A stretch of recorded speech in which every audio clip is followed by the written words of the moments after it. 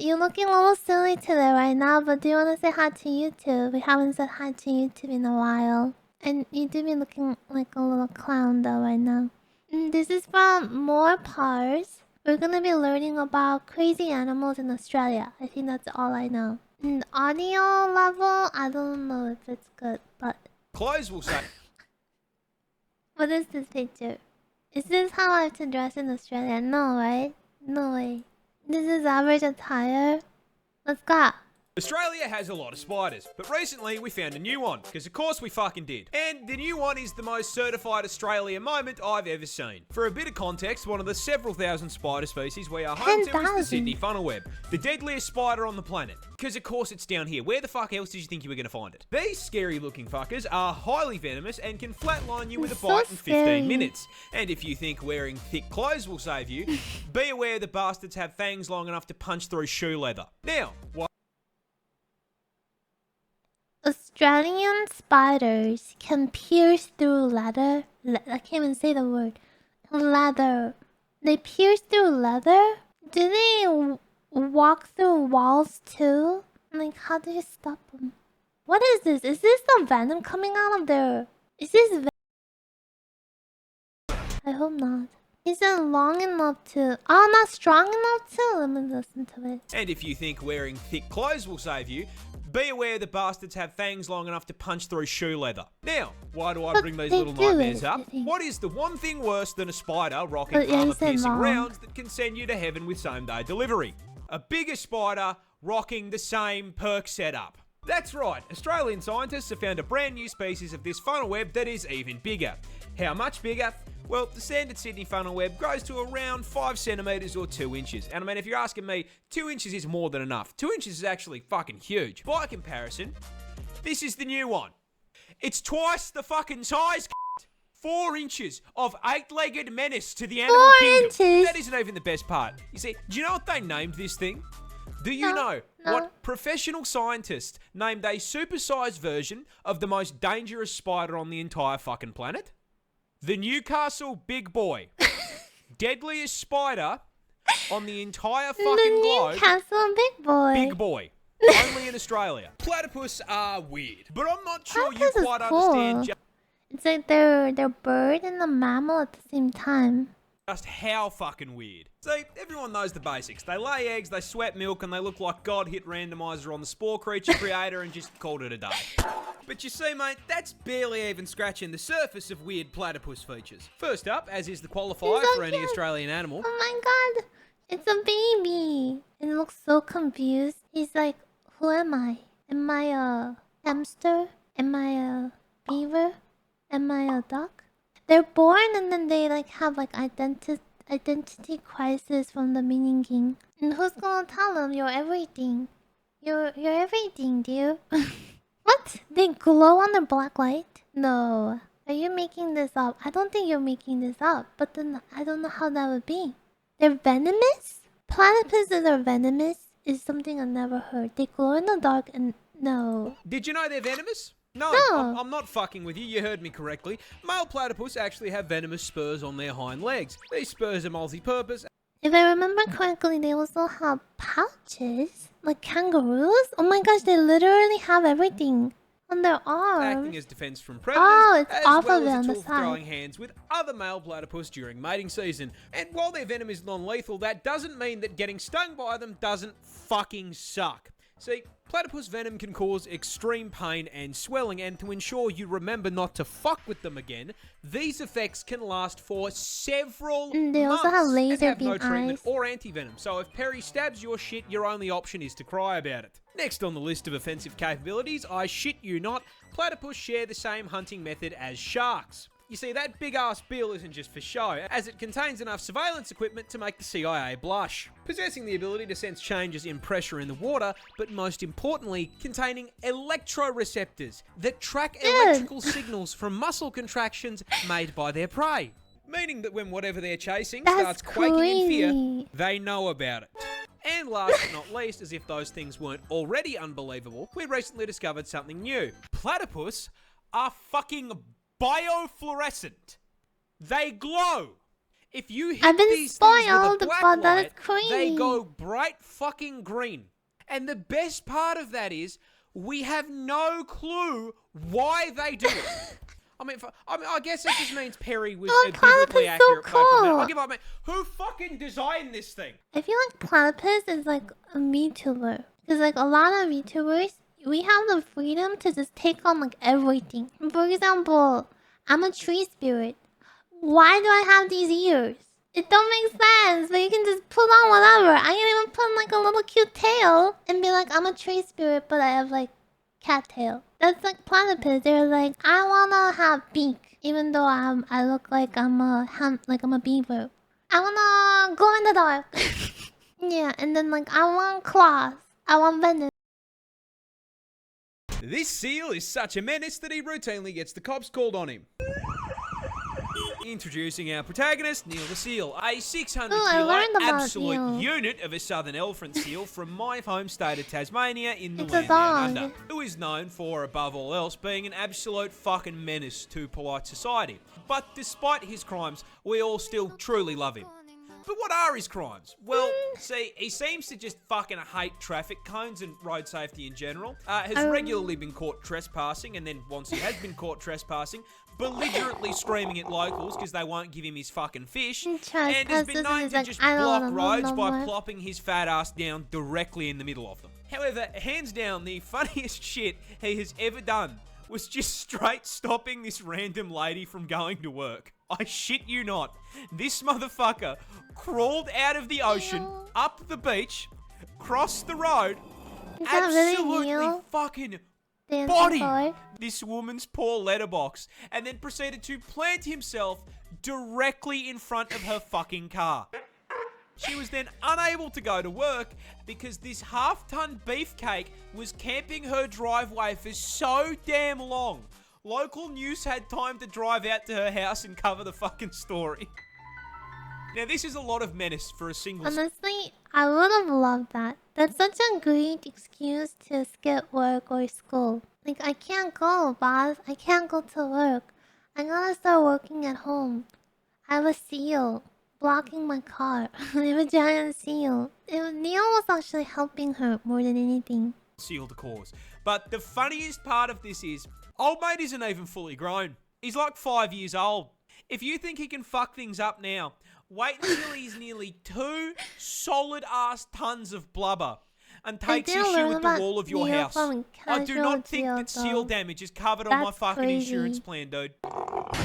Neil is responsible for numerous counts of property. Oh no!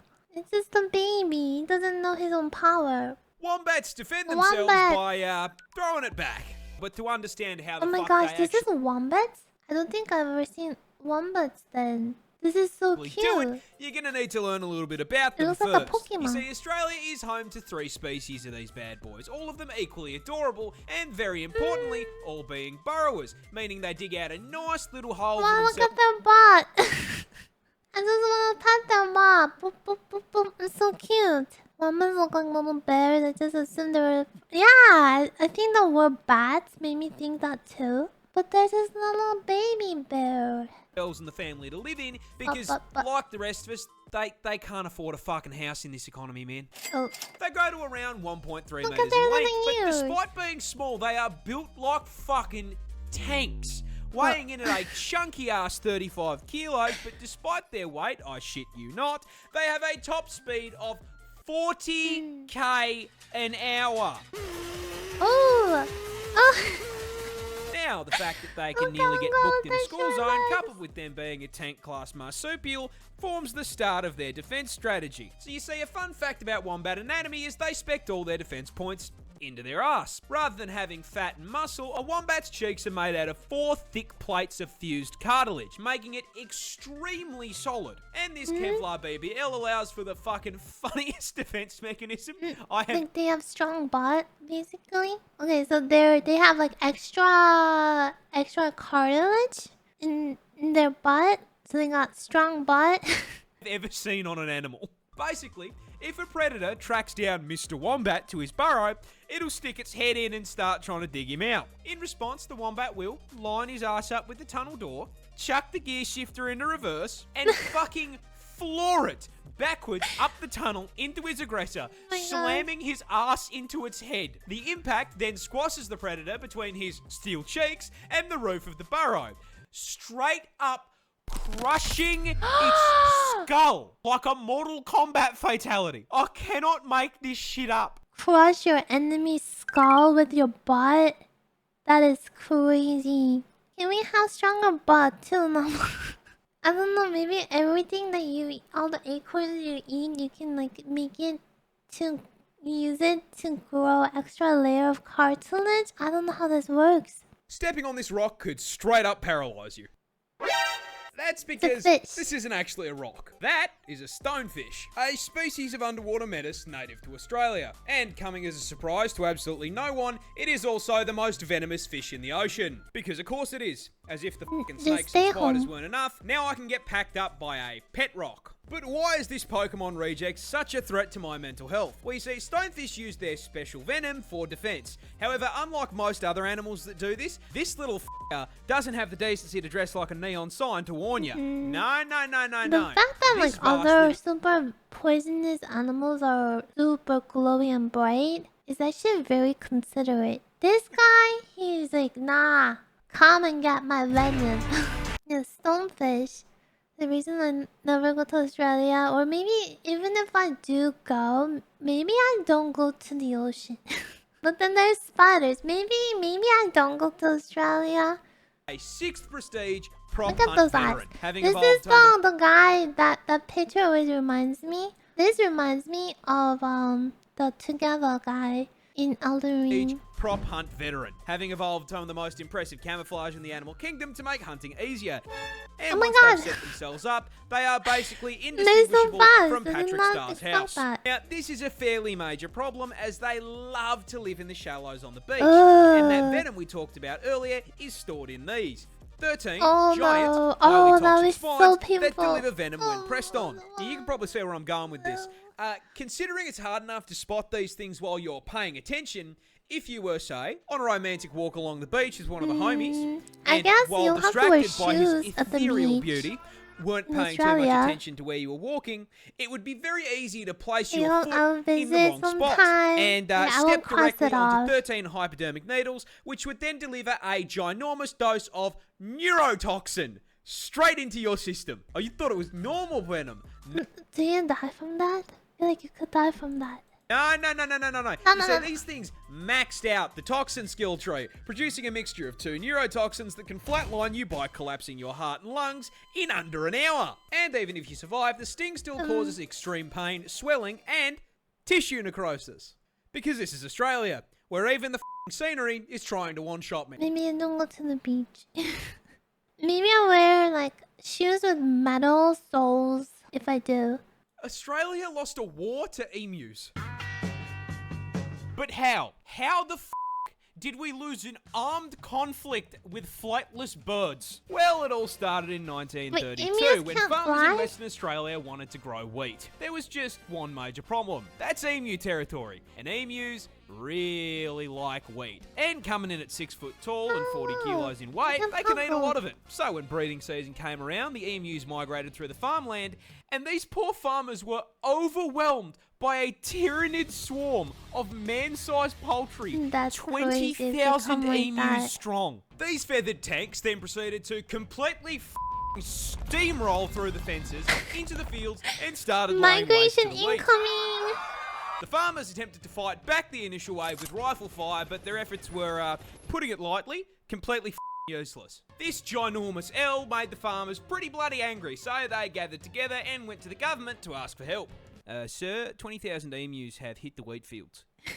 Me, mate. And so the government declared the emus enemies of the state and sent in the army to commence the Great Emu War. The entire 7th Heavy Artillery... No, they didn't actually have a battle war with a bunch of emu armies. Division was deployed to WA, armed with 2 LMGs, 10,000 rounds, and the sole objective to blast anything with feathers. A little bit excessive for an overgrown turkey if you ask me, and upon their first deployment, the army immediately ran into a major problem. Emus are fast. I am speed. really fast, clocking a top speed of 50 kilometers an hour, which meant that once they opened fire, the emus would immediately bolt out of range of their weapons. But they still took a crack at it, and then immediately stopped when both LMGs jammed after only dropping 12 emus. This embarrassment led the army to retreat and rethink their plan. So a few weeks later they returned, this time mounting the LMGs on trucks in an attempt to run the birds down. However, this also didn't work. Imagine you join the army and this is what you gotta do. And they say lost to huge birds, unlike China lost to pigeons. What? Do they fight pigeons in China? Oh my god. Because after figuring out that those trucks meant they were about to be turned into a KFC family bucket, the emus started leaving scout birds who would warn the flock of the approach. Oh my god, they became organized too. Trucks, which gave them all enough time to book it before the army even got there. And whenever they did catch the emus, they found out they were kind of... Because emus are mostly feathers, and there's a lot of places you can hit on them without doing any damage. Meaning it was taking around 10 bullets for every one bird. So after a month of blood, sweat, tears, and 10,000 Wait, hold on. rounds... Actually, they're fighting dinosaurs. Oh, this sounds cooler if you put it that way. It's humans against dinosaurs. ammunition, the army managed to bring And down they're immune to bullets. 960. The population was 20,000. This was an issue as, unlike America, our defense budget is not a bottomless pit. So the army had wasted all that money to achieve absolutely fuck all. So the government just kind of built a really long, really shit fence around the farms and called it a day. How the fuck did we lose this? That's Kangaroos funny. can... Oh my god, kangaroos scare me. I used to have a really ooh image of kangaroos and dolphins and yeah, no. I didn't know kangaroos look like this IRL. If kangaroos go into the water, don't go closer. Yeah, right, they can drown you. Kangaroos can and will beat you up. That's right, just because it's not venomous They're doesn't mean it boxers. can't knock you on your ass. And Australia's most iconic marsupial can do just that. Because they are way bigger than you think they are. With our biggest species of roo coming in at a ridiculous 2.8 meters in length. And with the That's iconic hop, they've got a crazy. vertical jump of 3 meters. I mean, honestly, with a stat spread like my that, God. they don't belong in the outback, they belong on a fucking NBA court. As if that wasn't enough, they're also built like tanks, weighing in at a full 90 kilos of roid-raging rabbit muscle, and being able to move way faster than anything that Which heavy is has any right crazy. to, pegging the speedo at a max of 70k an hour. Go, go, go. Meaning if you make them angry, a juiced up rat the size of a small car is How going to do run they your have ass down and muscles beat like the fucking that? brakes off you. To show through the fur too. And I'm not kidding when I say they really will rock your shit, because roos are professional kickboxers, with males routinely fighting MMA to win female attention. When they fight, kangaroos will lean back on their tails as a stabiliser and my immediately gosh. start scratching. I don't know this very well, but those of you who like understand bridges and stuff probably know this. The support of the three is like, you know, the 3 legs, right? They do that. They use this. They use the tail for like the most stable stabilization. Look at how straight that tail is. It's literally they have 3 legs. And kicking the ever-loving shit out of one another. Oh my god. And those kicks have enough force to crack bone. And as if getting drop-kicked by a muscled marsupial wasn't bad enough, they also for some reason have the same bite force as a grizzly bear, because why not? Now, even with all of this, there are still animals stupid enough to view a roo as lunch, which brings me to the most terrifying thing that they do. When threatened, kangaroos will hop into a body of water and wait for whatever is chasing them to follow them in. Oh, so they actually go into the water when they feel threatened. But it just looks like it's waiting for... Why does it look like such a troll here? Like, knowing that he's here because he feels threatened, I'm just like a little happy, you know, I'm like, okay, I'm sorry, you feel scared right now, you just need some space, so just leave him alone, but this just looks so evil here. It also looks like, mehehe, just get over here, I have a plan for you. Namu's gonna get sad when she hits play, wait, why? What's gonna happen? Predator enters the water, the kangaroo will wrap its arms around their neck and just straight up drown Yeah, them. no, I knew What he was the gonna do that. Man, I share a country with psychopathic tren rats. Oh! Kangaroos can and will. Kangaroos of the lake, what the show is the You know what? If they wanna make things worse in like the Souls or Elden Ring, like the swamp area, you know what they need? They need kangaroos. Kangaroos that do rot damage at the swamp. I'm giving free ideas to FarmSoft.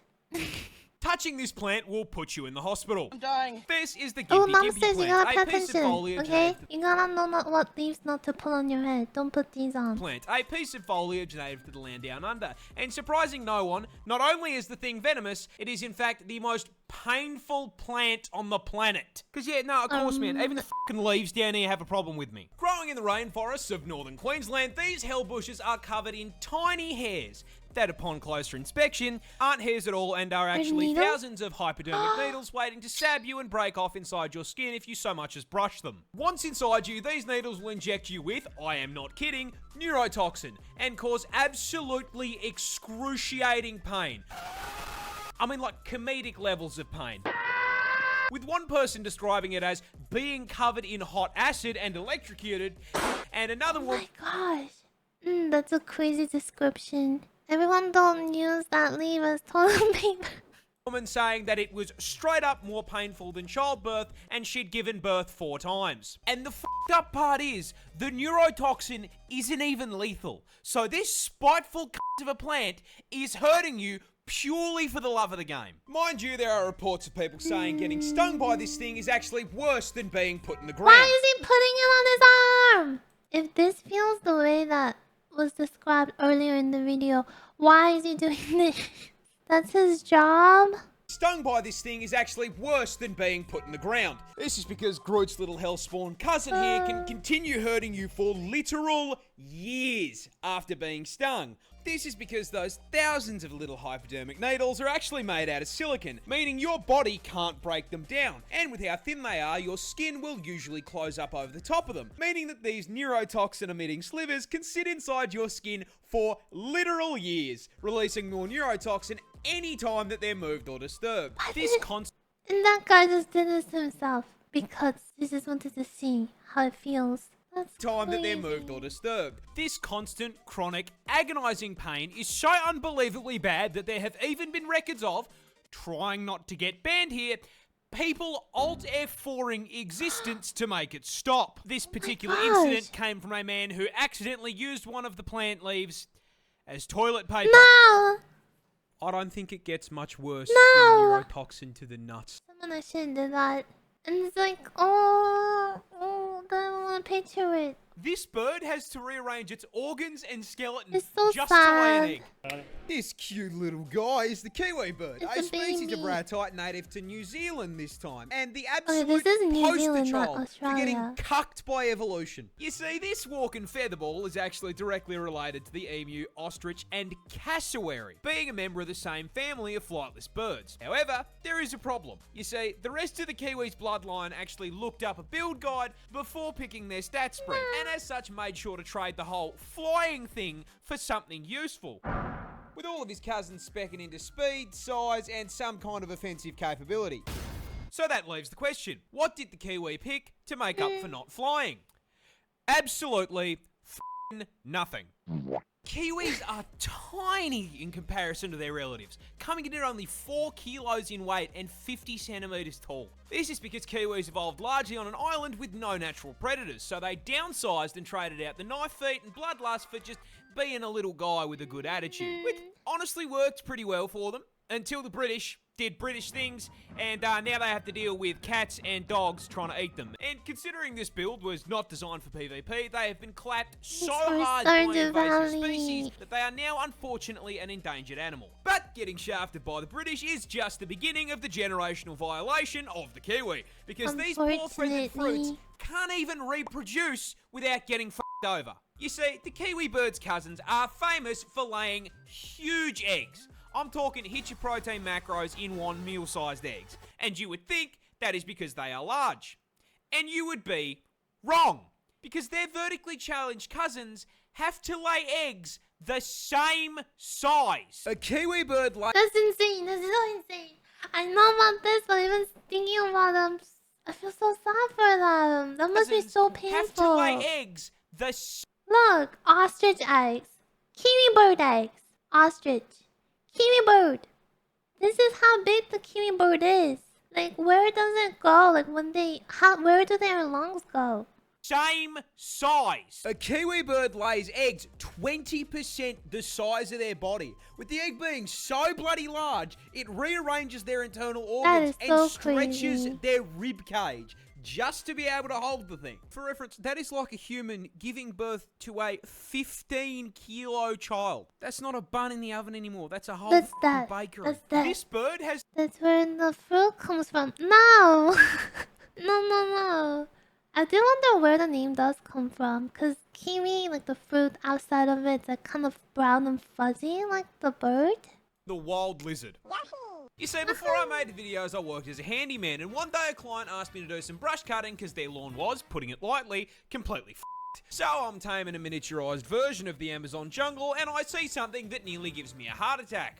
A big lump of scales slithering through the brush about 2 steps ahead of me. Being Australian, I immediately assumed it was a snake, which is a problem, because the only 2 snakes in my home state are highly venomous and extremely aggressive. So I immediately stopped what I was doing, backed the f*** up, and got ready to call in the snake catcher to relocate the angry hospital noodle. Help me. However, while dialing the number, I noticed something. That was, kind of too fat to be a snake, and it hadn't tried to eat me yet. So, being the poster child for why women live longer than men, I waddled back over for a closer look, and I found this little guy. This is a blue-tongued lizard, and they're actually pretty cool. Native to Australia, these bad boys are basically a tubby skink, but as the name suggests, they have a bright blue neon tongue. Now, I couldn't just leave this distinguished gentleman in harm's way, so I yoinked him and began looking for a place to relocate him away from where I was working. However, during the relocation process, this cute little man proceeded to cuddle up to my shirt and fall asleep, and did not particularly appreciate me trying to move him from his resting place. So, considering it was the middle of the day, I just said, fuck it, called a lunch break, and proceeded to sit in the sun eating a chicken sandwich while Godzilla's little cousin took a nap on my shirt. He sat with me for my entire 30-minute lunch break without me holding him. However, unfortunately, I was only halfway through my workday, so after I wrapped up lunch, I had to say goodbye. I very delicately removed my new scaled friend from my shirt and released him back into the wild. Alrighty, big fella. Off you go. Back into the bushes. They have such a good bonding time. I think this incident legally qualifies me as the first Australian Disney princess. I had lunch with a wild lizard. Before I made the videos, I worked as a handyman, and one day a client did some brush cutting because they were lunch break. That is adorable. Okay, that's a good end. Let's wrap it up there with a happy, adorable, wholesome moment. Yeah, I learned a lot about animals. Honestly, platypus was it's the strongest impression of the day for me, with its glow in the dark ability and venom.